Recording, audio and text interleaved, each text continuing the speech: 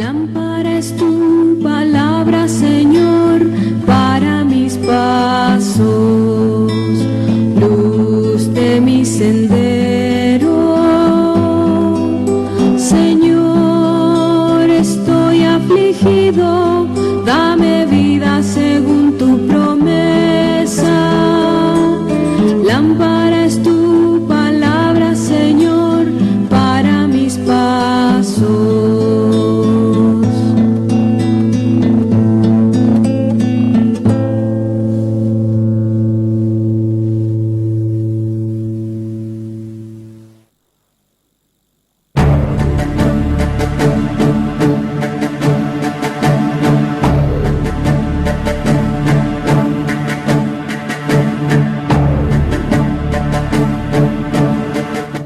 Buenas tardes, queridos hermanos, hermanas oyentes de Radio Anglicana. Bienvenidos a una emisión más de su programa La Palabra Hoy. Con nosotros el reverendo Juan María Tellería.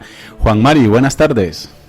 Hola, muy buenas tardes, noches prácticamente ya. Muy buenas tardes, noches, Noel. Muy buenas tardes, noches, equipo de Radio Anglicana, y sobre todo muy buenas tardes, noches desde España a todos nuestros amigos radio oyentes.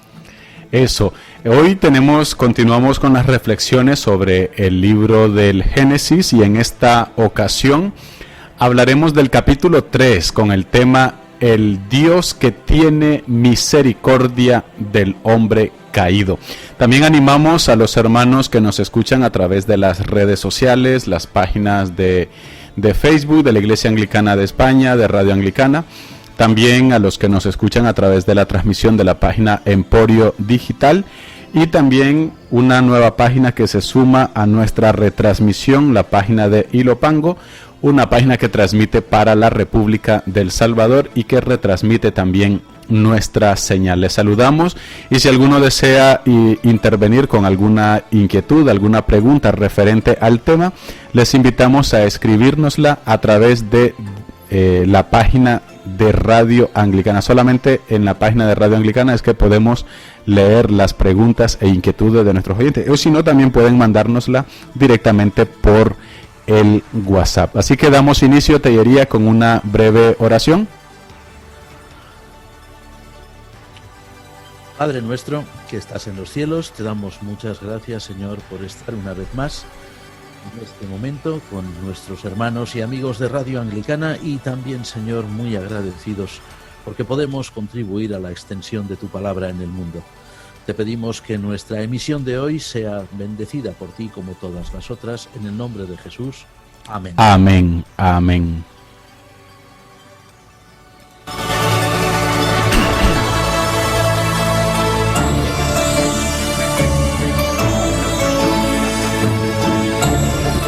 Bueno, pues comenzamos, Tellería, con este capítulo 3 de Génesis, y surge una pregunta al respecto. ¿Por qué los especialistas le dan a este texto, a este capítulo, el nombre de el relato de la caída, Tellería?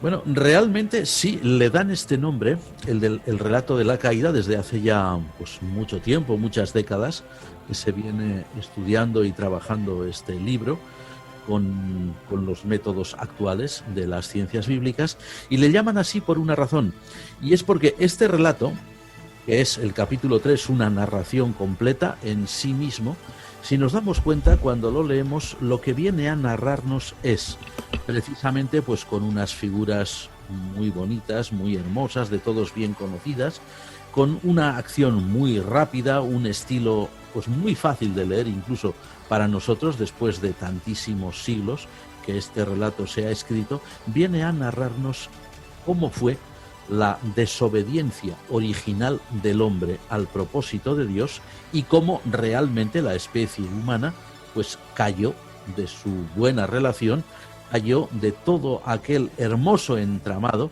que nos presenta la Sagrada Escritura, en el cual el hombre y Dios vivían en una perfecta armonía. El relato de la caída lo que viene a narrarnos es cómo el hombre rompió precisamente esa armonía original. Interesante. ¿Y qué elementos destacados encontramos en este pasaje que el autor los presenta en esta narración, Tellería?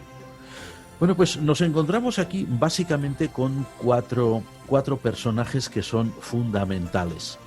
En primer lugar, pues podríamos decir que está la pareja humana, la pareja compuesta por el hombre y la mujer, o como luego se dirá en la tradición judía y en la tradición cristiana también, Adán y Eva. Está, por supuesto, Dios, el creador, que es el gran protagonista principal, pero aparece también un elemento nuevo, un elemento que hasta ese momento no había hecho su aparición en el relato sagrado y que es precisamente la serpiente que aparece introducida ya desde el primer versículo de este relato y que viene a ser, tal como la presenta el autor de la narración sagrada, una especie de representación de todo aquello que hay en el hombre, de todas esas fuerzas oscuras que existen y que lo que hacen es apartar al ser humano de los caminos de Dios. La serpiente está ahí concretamente en el relato. Hay que reconocer que es un relato concebido de una forma magistral, hecho realmente por alguien que había reflexionado, que había sabido espigar en tradiciones muy antiguas, pero que lo escribe de tal manera, lo redacta de tal manera que nos presenta la caída del hombre como una lucha del hombre consigo mismo, con esas fuerzas oscuras que están ahí batallando dentro de él y que finalmente harán que rompa su relación con el Creador. Es un relato realmente hermoso en este sentido, aunque lógicamente la trama que narra pues no lo es algo terrible, ¿no? Es la ruptura, digamos, de la relación que existía entre él y Dios. Sí, hablamos de la caída del hombre y hemos repetido ya casi 3-4 veces la frase, ¿no? La caída del hombre. ¿En qué consistió la caída original del hombre, Tellería? Bueno, tal como lo leemos en este relato, en Génesis 3, hemos de tener en cuenta, haciendo así un pequeño inciso, que es un relato, pues como habíamos dicho también en la última emisión sobre la creación del mundo, el relato de la creación, que son relatos altamente simbólicos. Es decir, lo que pretenden es, sobre todo, mostrarnos a través de un lenguaje especial, un lenguaje muy bien elaborado. Lo que pretenden es mostrarnos verdades universales. En este caso, lo que se hace es indicarnos que la caída del hombre, la caída original del hombre, del propósito inicial de Dios, de la armonía inicial con Dios, consiste en algo realmente terrible. Y es el hecho de que el hombre, en un momento determinado, cuando adquiere conciencia de su gran importancia dentro del conjunto de la creación, ambiciona algo que no le corresponde. Fijémonos bien que en el texto sagrado, que como decimos es una obra maestra no solo literaria, sino también teológica, en el texto sagrado la gran tentación es precisamente, en palabras de la serpiente, dice, y seréis como Dios. Seréis como Dios. Es decir, conocedores del bien y del mal, ¿verdad? Pero ese seréis como Dios implica que la gran tentación humana, que no solamente es la de nuestros primeros antepasados, sino que ha sido prácticamente la de todos los seres humanos hasta el día de hoy, la gran tentación del hombre consiste en querer alcanzar el lugar de Dios, es decir, no conformarse con su situación, con su estatus de criatura, una criatura que, por cierto, es privilegiada, una criatura que está hecha para progresar, está hecha para ir superando obstáculos, para vencer barreras naturales, como hemos comprobado a lo largo de nuestra historia, para llegar a alcanzar metas que parecían imposibles o que parecían pues algo de ensueño, de fantasía, hace tan solo unas cuantas décadas, pero siempre hay una limitación, y es que el hombre siempre es una criatura. El hombre es una criatura privilegiada, ciertamente, pero criatura. El hombre nunca es Dios, el hombre nunca puede llegar a ser Dios. La gran tentación consiste precisamente en hacer creer que el hombre, o hacerle creer al hombre que puede llegar a ser Dios, es decir, que puede llegar a ejercer un control absoluto sobre el bien y el mal, un control absoluto sobre el universo, cosa que es pues totalmente imposible, dadas nuestras características de criaturas. El único que puede tener un control total sobre todas las cosas es Dios, que es el creador. El hombre siempre tiene que permanecer en condición de criatura, pero a partir de este momento el hombre será una criatura caída, caída precisamente por esa ambición desmedida, por ese pecado de orgullo desmedido que le hace pretender ser lo que nunca jamás podrá ser. Esa es realmente, sin duda, la gran falta original, la caída original del hombre, el querer ascender a un estado que no le corresponde. Interesante, pero ¿y a Dios cómo presenta este pasaje, Tellería? Pues fíjate, Noel, que un contraste radical con esta situación que describe este pasaje o esta historia de ese hombre, de esa pareja humana, ¿no? Primero la mujer que es tentada, luego arrastra al varón, es decir, los dos. Ahí no se puede decir que ella es la culpable y él no, los dos son igual de culpables.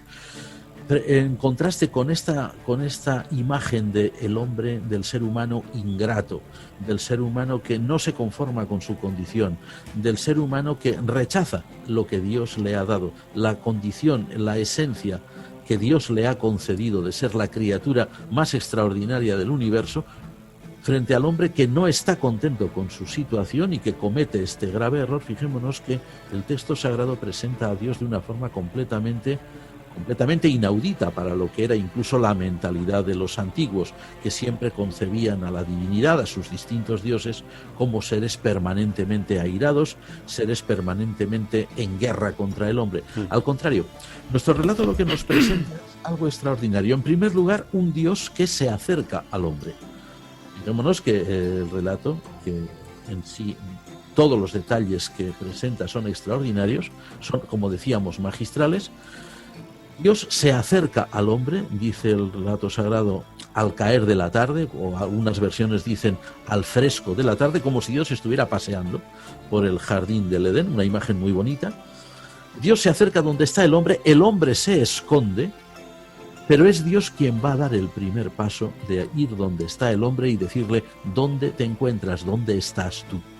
Y a partir de ahí, sorprendente, más aún todavía, Dios va a mostrar su gran misericordia para con el hombre. Es decir, no va a destruirlo, no lo va a aniquilar por esa manifestación de rebeldía, de ingratitud, de soberbia, sino que al contrario, lo que va a hacer es preservar la vida humana en la tierra y incluso lo va a bendecir.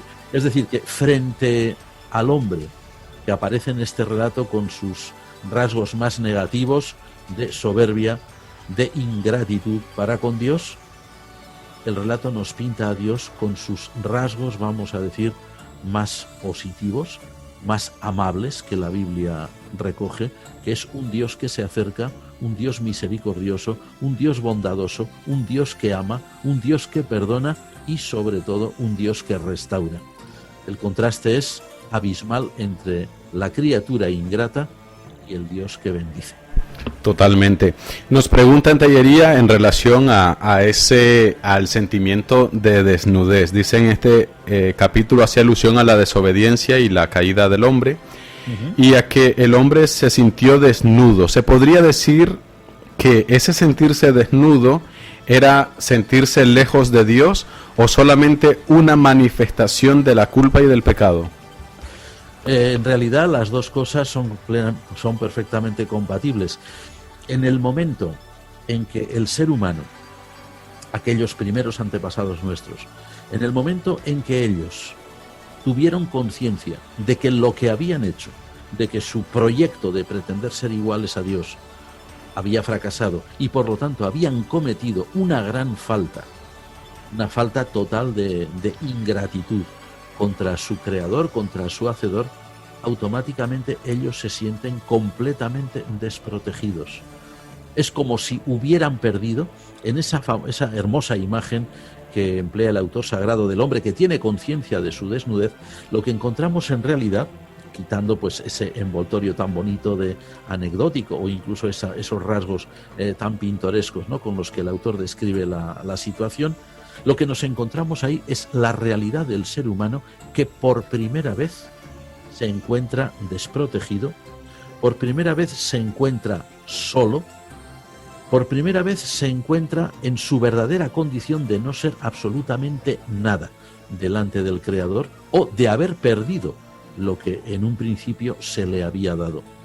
Por lo tanto, la idea que nos preguntan efectivamente es la conciencia de pecado o el sentimiento de encontrarse completamente desprotegido, es perfectamente compatible la una con la otra.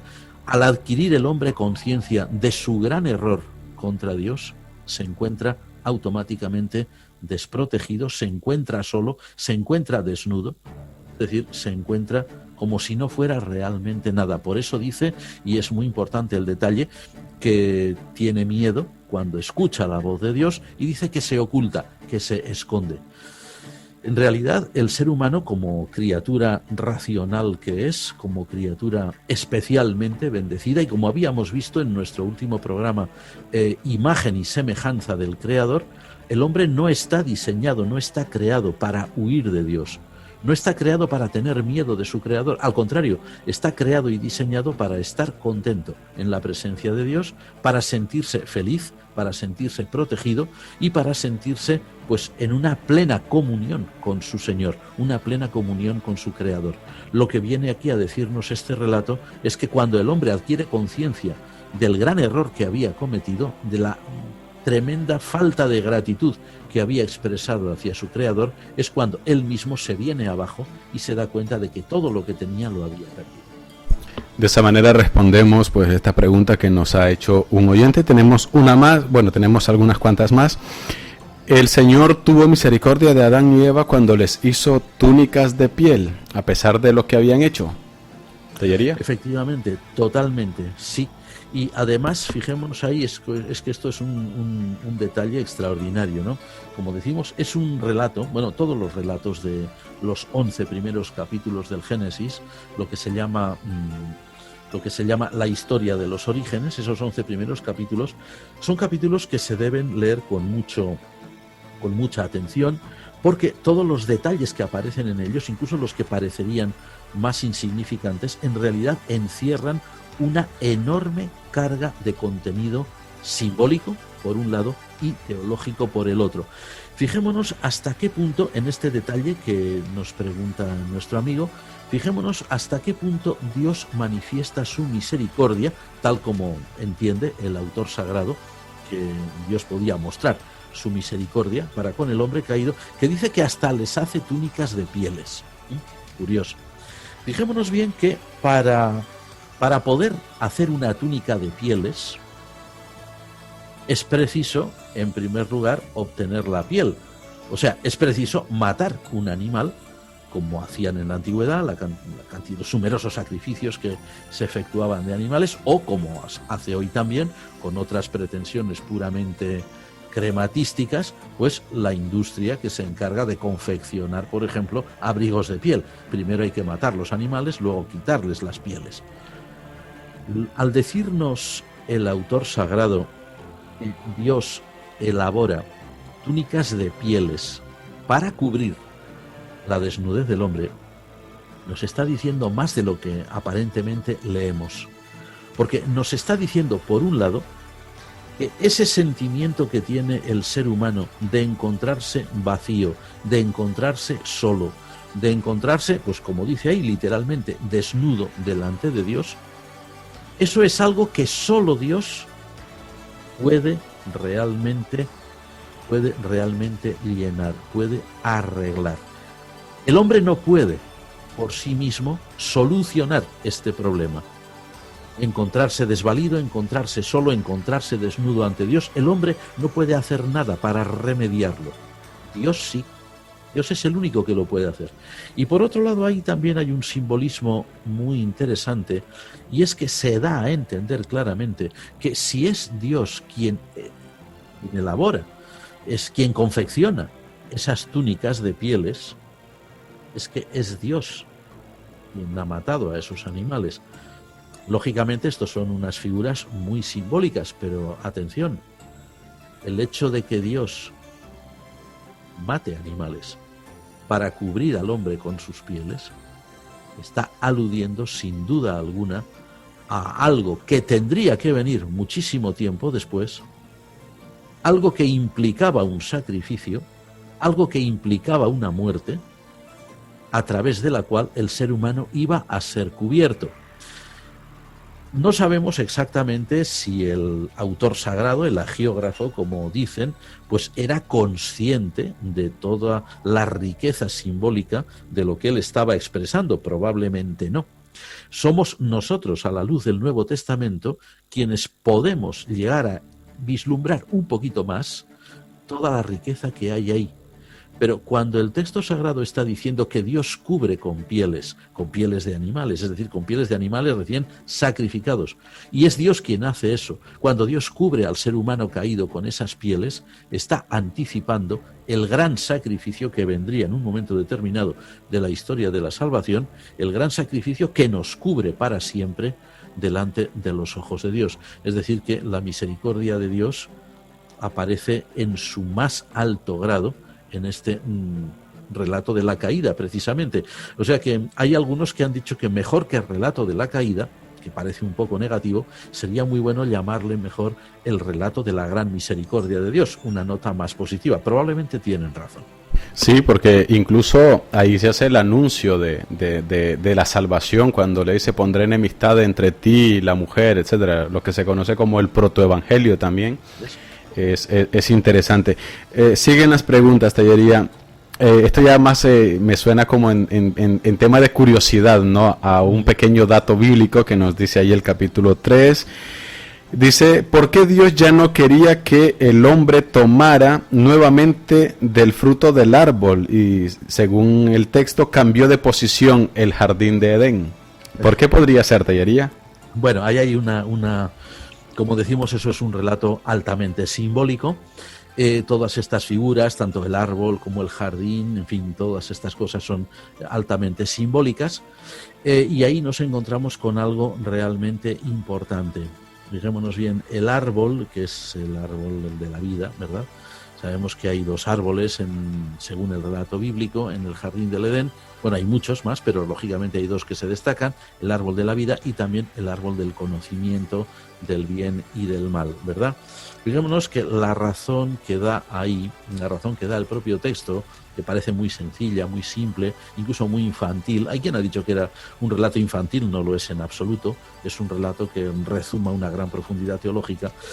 Dice que para que el hombre no eche mano de él, dice, y comiéndolo viva para siempre.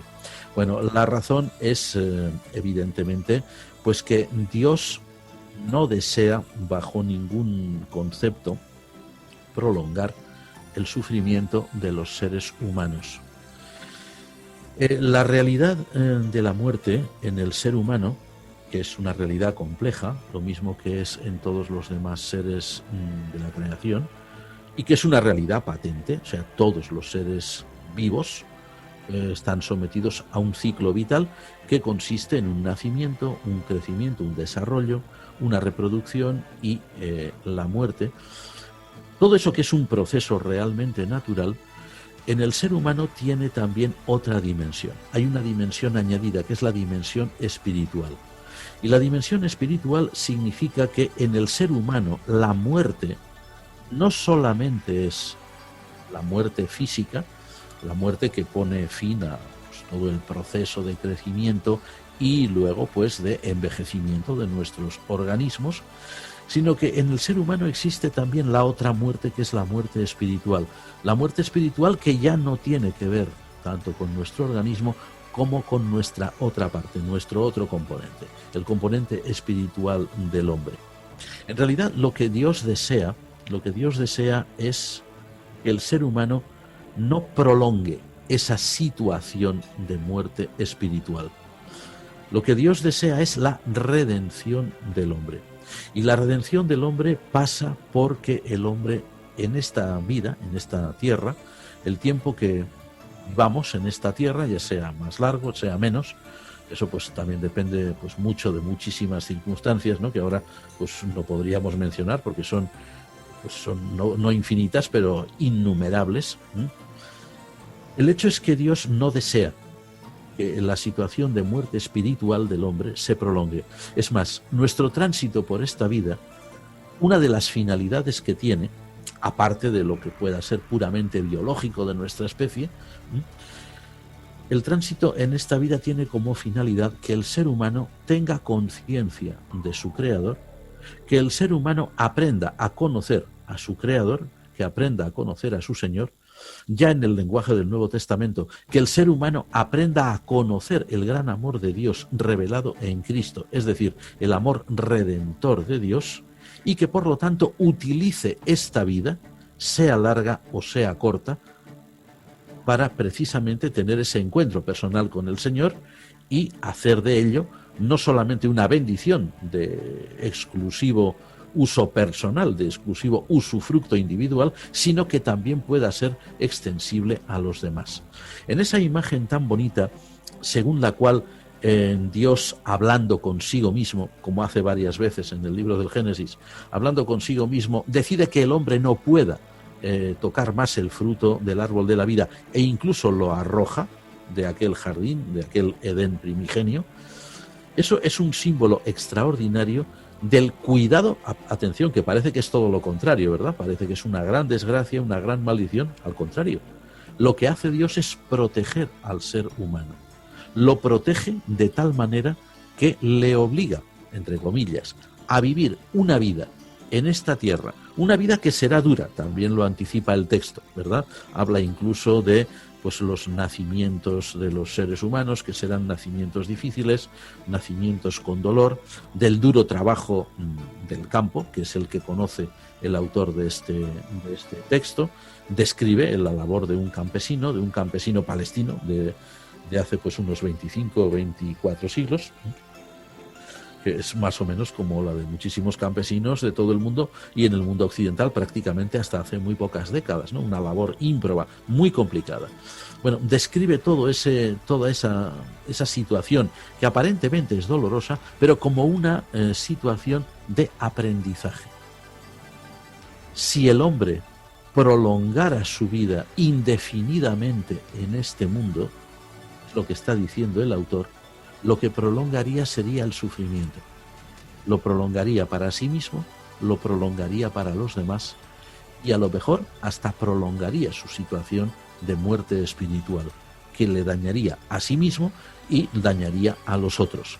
Al limitar la vida humana, dice la explicación de este texto, que es la explicación que encuentra el autor sagrado, al limitar la vida humana, Dios hace que la vida humana sea dura, sea frágil, pero al mismo tiempo es la escuela en la cual va a aprender a tener un encuentro con su Señor. Es decir, que lo que en principio se puede entender como una maldición, a la larga va a redundar en bendición.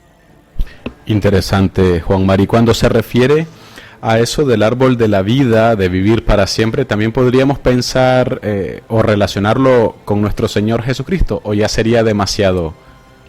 Sería un poquito más bien. Yo estoy pensando, por ejemplo, en la cantidad de historias que ha habido en todas las culturas humanas, mitos antiguos e incluso novelística moderna, curiosamente, que han explicado el por qué la limitación de la vida humana en realidad es una bendición. Estoy pensando ahora, así mientras estamos hablando, en una antigua fábula mítica del mundo greco-latino, de nuestros antepasados culturales, una fábula en la cual una de las divinidades, sabéis que los antiguos pues tenían pues una gran cantidad de dioses, diosas, espíritus menores, ninfas de los bosques, en fin, toda una gran cantidad de seres divinos o cuasi divinos o medio divinos. Pues hay una divinidad que, enamorada de un ser humano, le pide a Zeus, al dios supremo del panteón griego, Júpiter para los romanos, le pide que prolongue indefinidamente la vida de su amante humano. Y el dios supremo se lo concede. Pero ¿qué ocurre? Que mientras esa divinidad femenina seguía siendo pues como eran todas ellas o como las pintaban, joven, esbelta, hermosa, atractiva, su amante humano no moría nunca, pero iba envejeciendo, como es lo normal en el decurso del tiempo de la vida humana, y al final esa criatura, ese ser humano, estaba hecho realmente pues un ser completamente degradado, un ser sufriente, porque no podía morir, no podía alcanzar su destino normal, y para él era prácticamente una condenación. Todos hemos oído hablar del gran autor Jonathan Swift, de ese libro que se llama Los viajes de Gulliver. Normalmente, cuando se han hecho películas o incluso adaptaciones, sobre todo para niños, de esta obra tan importante, Viajes de Gulliver, que no estaba escrita para niños, por cierto, que estaba escrita para adultos, hay muy poca gente que sabe que Jonathan Swift, el autor de este libro, no solamente era un escritor, también era un pastor protestante y era un hombre de iglesia, una persona pues con una gran cultura y una persona con una gran sensibilidad teológica. A nadie se le ocurriría pensar que el libro de los viajes de Gulliver es una obra teológica, pero lo es. Y normalmente cuando se narran las historias de Gulliver, sobre todo como decimos para niños, siempre se habla de Gulliver en el país de los gigantes y luego Gulliver en el país de los liliputienses, que son esos seres, esos hombrecitos diminutos. Y ya no se habla de más. Pero es que hay más viajes, realiza muchos más viajes. En uno de ellos, el protagonista, que es Gulliver, llega a unas islas imaginarias que se encuentran al oriente del Japón, unas islas en las cuales existe una característica, y es que hay unos seres, unas personas, son seres humanos por supuesto, unas personas que nacen con una mancha en la frente que los hace especiales. Y cuando le explican los naturales del país en qué consiste esa diferencia, pues Gulliver dice, pero si eso es la mayor bendición que existe. Esos seres que nacen con la manchita en la frente, pues que tienen un nombre muy extraño, son personas que nunca morirán. Automáticamente Gulliver dice, eso es lo mejor que le puede ocurrir a un ser humano, y todos se echan a reír. Él no comprende y le dicen, ven y te vamos a enseñar cómo viven estas personas tan desgraciadas. Lo llevan a un lugar de esa isla donde están hacinados todas esas personas que habían nacido con esa mancha, que son inmortales, y resulta que se encuentra con personas de una edad que se pierde en la noche de los tiempos, personas tremendamente decrépitas, tremendamente enfermas, degradadas, que ni siquiera pueden comunicar con los demás, que han perdido la memoria, senilidad total diríamos hoy, que ni siquiera saben hablar ya la lengua actual del país, porque ellos hablan como se hablaba en su época antigua, han perdido todo el contacto, no reconocen a sus descendientes, no reconocen a nadie. La conclusión a la que llega el viajero Gulliver es: benditos sean los seres humanos que nacen, viven, se reproducen y mueren en el tiempo que Dios les ha provisto. Así su vida puede ser de bendición para los demás. Esos seres que nacen con esa mancha que les condena a la inmortalidad son seres tremendamente desgraciados. Más o menos en el mismo sentido que este tercer relato, o el capítulo 3 del Génesis, relato de la caída. Ya decimos, Jonathan Swift, el autor de Gulliver, era, aparte de todo, un pastor protestante y un hombre de iglesia, un hombre de gran cultura y un buen teólogo. Claro, imagínate, nos aparece Hitler y que no se muere y que no se muere y pagamos todo el mundo las consecuencias. Nos escribe un hermano de Madrid y nos dice... gracias, enhorabuena por el programa, gracias por compartir estos mensajes tan necesarios para la iglesia actual. He comprendido que el pecado rompe el equilibrio natural puesto por Dios en un principio en la creación, ya que rompe la relación entre el hombre y Dios, entre los mismos seres humanos y también entre el hombre con la naturaleza. El hombre pasa a tener miedo de Dios. El hombre se enfrenta al mismo ser humano y luego pues hay una competencia entre hombre y naturaleza. ¿Estoy bien o me he pasado algún pueblo?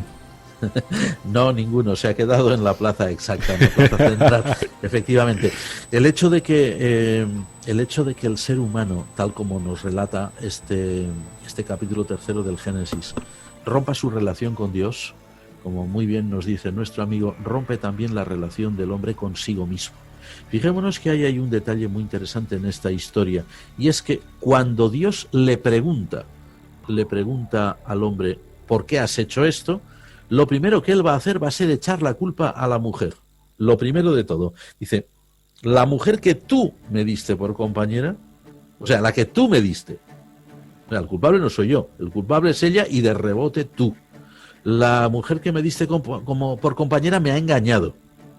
Claro, no se le ocurre decir, no he reflexionado. Dice, no, es ella la culpable. Es decir, hay una ruptura en el ser humano muy bien descrita, muy bien ilustrada con este lenguaje tan vitalista que tienen los autores de la Biblia, especialmente los que escriben las narraciones genesíacas, ¿no? Hay una primera ruptura con Dios que automáticamente se va a convertir en una ruptura con el prójimo.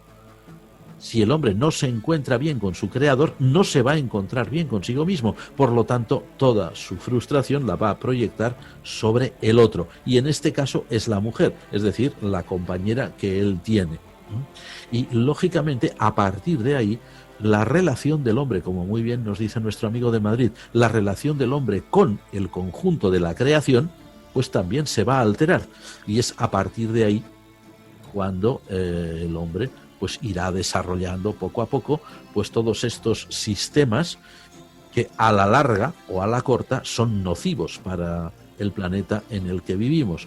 Porque si recordamos bien el primer relato de la creación que habíamos visto en el programa anterior, Dios crea al hombre, Dios le da al hombre una misión. La misión era enseñorearse de la creación, pero se entiende, enseñorearse para conservar, enseñorearse para obtener de ella el máximo provecho necesario, pero sin esquilmar, sin destruir. Por desgracia, el hombre lo que ha hecho ha sido, pues, destruir una buena parte de la creación de Dios. Y entendemos hoy que, gracias a Dios, existen movimientos y existe también una ecoteología, que se llama así, una teología cristiana de la creación, que lo que intenta es educar a la Iglesia para decir, también forma parte de nuestra misión cristiana, de nuestro cometido como discípulos de Cristo, el conservar aquello que Dios nos ha dado, que es precisamente el mundo en el que vivimos. Y ahora que se habla tanto, y parece ser que se puede llegar a hacer con más facilidad de lo que pensamos, de colonizar el satélite que tenemos, que es la Luna, o de colonizar Marte o algún otro planeta que haya por ahí donde se pueda poner el pie, pues habrá que seguir el mismo principio. Todos esos mundos creados por Dios son mundos que deben ser, por supuesto, explotados en el buen sentido de la palabra para beneficio del hombre, pero no destruidos, no esquilmados, todo dentro de un equilibrio. Totalmente. Ya la última pregunta, que el tiempo se nos viene encima. ¿Se podría decir que la serpiente, o con la historia de la serpiente, se da la opción de libre albedrío que tenemos los seres humanos al momento de la tentación? Sí, efectivamente. A ver, tal como está escrito el relato y tal como el autor sagrado lo concibe, tal como ha sido después entendido también por la tradición judía.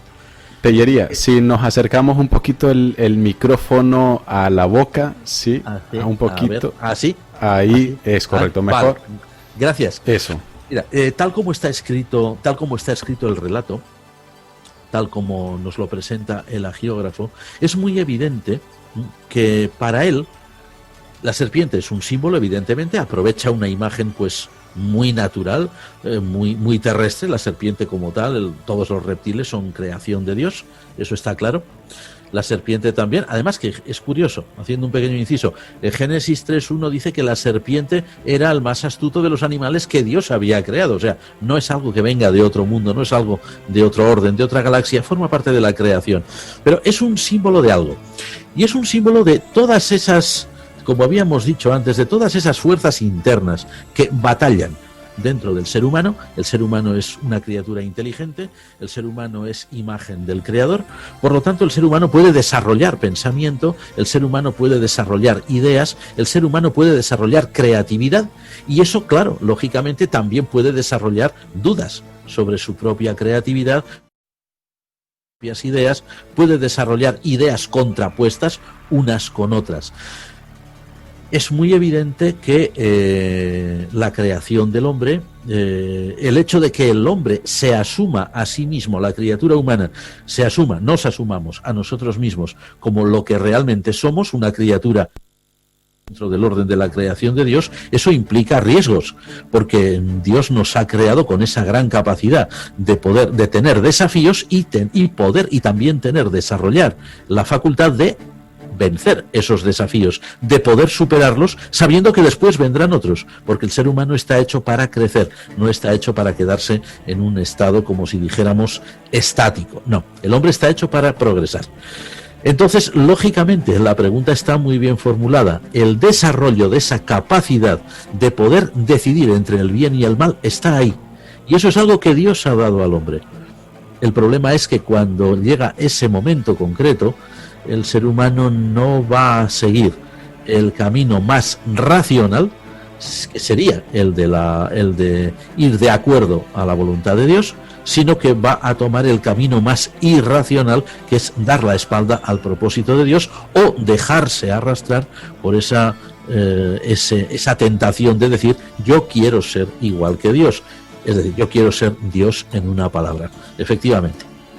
Interesante. Dicen pues gracias por el programa, ayudan a responder mis inquietudes y me motiva a leer y mucho más y tratar de comprender las Sagradas Escrituras. Luego también a través de Facebook, el reverendo Luis de la parroquia de Santa María Virgen de la Iglesia Anglicana de México te manda muchos saludos, Tellería.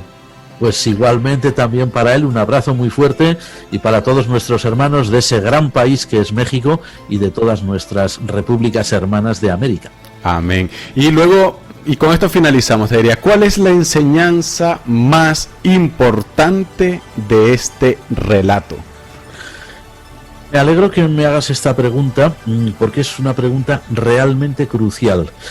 A ver, ha habido quien ha dicho siempre que la enseñanza más importante de este relato es que el hombre es un ser caído.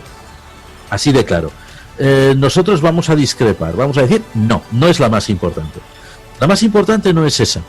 La más importante no es esa porque cualquier persona que lea las Sagradas Escrituras es un ser caído. Todos somos, en principio, debido al pecado de Adán, vamos a decir, todos hemos caído de la gracia de Dios en principio. Pero la enseñanza más importante es precisamente la contraria, es decir, que Dios viene al encuentro para restaurar al hombre, que Dios viene al encuentro de Adán para darle la mano y levantarlo de esa situación caída. En el capítulo 3, versículo 15, nos encontramos con ese versículo que antes habías citado tú, que ya desde la Reforma se le llama el protoevangelio, cuando Dios promete que de la simiente, de la descendencia de Eva, es decir, de la descendencia humana, aparecería alguien que destruiría para siempre el poder del mal, ¿verdad? Bueno, pues esa es la enseñanza fundamental, es decir, que Dios no deja al hombre en su condición caída de muerte espiritual, sino que lo que viene es a redimirlo. De alguna forma, Génesis 3 anticipa todo el plan de la redención que luego vamos a encontrar en los evangelios, plenamente cumplido en la persona y la obra de Jesús. Interesante, Tellería, gracias por todas estas aclaraciones, también gracias a los hermanos que han participado y que han hecho también su aporte y que de esta manera se hace más ameno y entretenido el programa, y yo creo que también aprendemos todos, así que les animamos a seguir con ese hilo. Les invitamos para dentro de 8 días también aquí a tener este momento de encuentro, con la palabra de Dios. Tellería, si quieres añadir algo más, y si no, pues ya nos despedimos.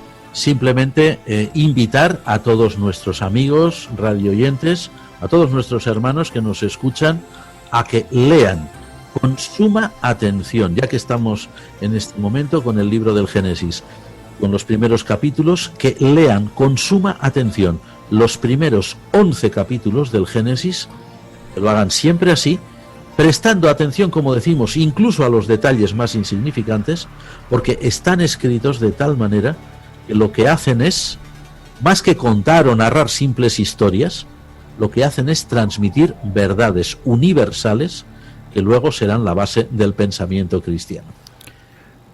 Totalmente, totalmente. Así que, pues muchas gracias por la compañía. Gracias también, Tellería, por este tiempo que nos dedicas. Gracias a vosotros. Y pues les animamos dentro de 8 días, si Dios así lo permite. Alabado sea Jesucristo. Amén. Amén.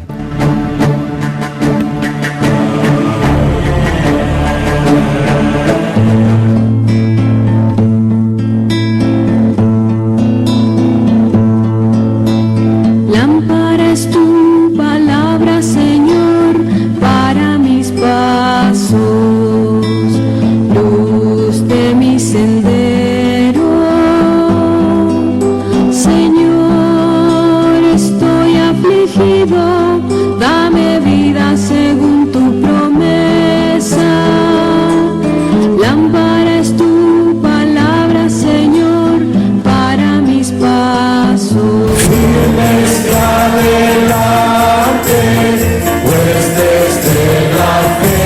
Usted está en sintonía de Radio Anglicana, transmitiendo vía internet en www.radioanglicana.es. También puede escucharnos en su dispositivo móvil, descargando nuestra aplicación para Android e iOS. Radio Anglicana, la voz de la Iglesia.